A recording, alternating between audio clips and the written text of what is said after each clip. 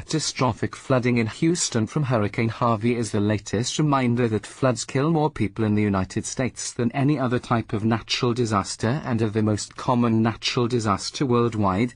Many communities along U.S. coastlines have begun to take heed and have slowed development in coastal flood zones. The bad news, as Harvey shows, is that inland communities are also at risk, and in some, development in flood zones is increasing. With postdoctoral research associate Yi Xiang and graduate students, I recently studied development patterns in the United States from 2001 to 2011. We found that while new urban development in flood zones near coasts has generally declined, it has grown in inland counties. This is a worrisome trend.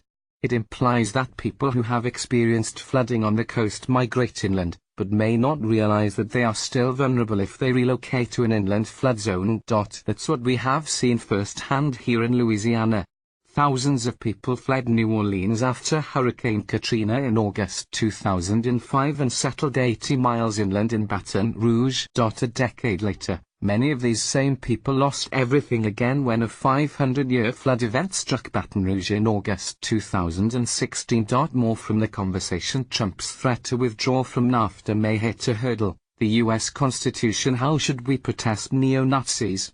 Lessons from German history. Older victims of Hurricane Harvey may need special attention as Texas recovers. Climate change effects, such as sea level rise and potentially more extreme weather, are increasing the risk of flooding, hurricanes and storm surges in coastal areas. Some communities are considering moving coastal populations inland to protect them.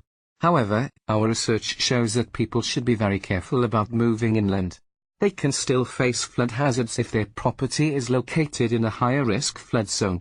Flooding can happen wherever large rainstorms store over an area, as we have seen in Boulder, Colorado in 2013, in Texas and Louisiana in 2016, and over Houston now.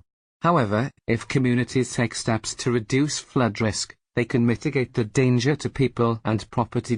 When we assess flood risk in a given location, we consider three questions. Hazard: how likely is a flood event? Exposure: how many people and physical assets are located there? Vulnerability: do people have the capacity to deal with the event? Flood risk is the product of these three elements. We can decrease flood risk by reducing any of the three elements. For example, communities can reduce hazard by building flood control structures, such as dams and levees. They can use laws and policies, such as land use controls, to reduce exposure by steering housing development away from flood zones. And they can make people and property less vulnerable through other measures, such as elevating houses and developing better flood warning systems and emergency preparedness plans. How can people learn about flood risks where they live? The Federal Emergency Management Agency has created flood zone maps for most parts of the United States. The maps are based on models that consider factors such as elevation, average rainfall and whether our location is near a river or lake that could overflow. FEMA maps classify flood zones into three categories: high risk, moderate low risk and undetermined. High risk zones have at least a 1% chance of being inundated by flood in any given year. These areas are also called base flood or 100-year flood zones. To obtain a federally insured mortgage on property in a 100-year flood zone, buyers are required to have flood insurance. This policy is designed to make people less vulnerable in the event of a flood, but it increases the cost of home ownership. As a result, flood zone designations can be very contentious. We undertook this study because we wanted to develop a clear baseline showing how Americans' exposure to flood hazards has changed over the past decade. To assess levels of exposure to flood hazards nationwide, we compiled urban development, flood zone and census data and overlaid them on a county map of the nation. Overall, we estimated that as of 2011, more than 25 million Americans lived in flood zones. We also found that inland communities were less responsive to flood hazards than coastal communities and were doing a poorer job of steering development out of flood-prone areas. The three U.S. counties with the largest concentrations of people living in flood zones are located on the Gulf of Mexico.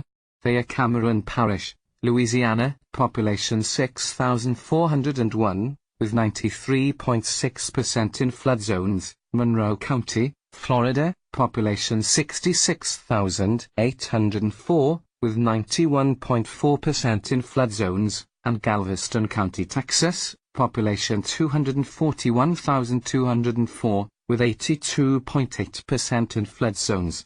These are all coastal communities, where flood risks should be well known to all residents. But we also found inland counties where the share of the total population living in F.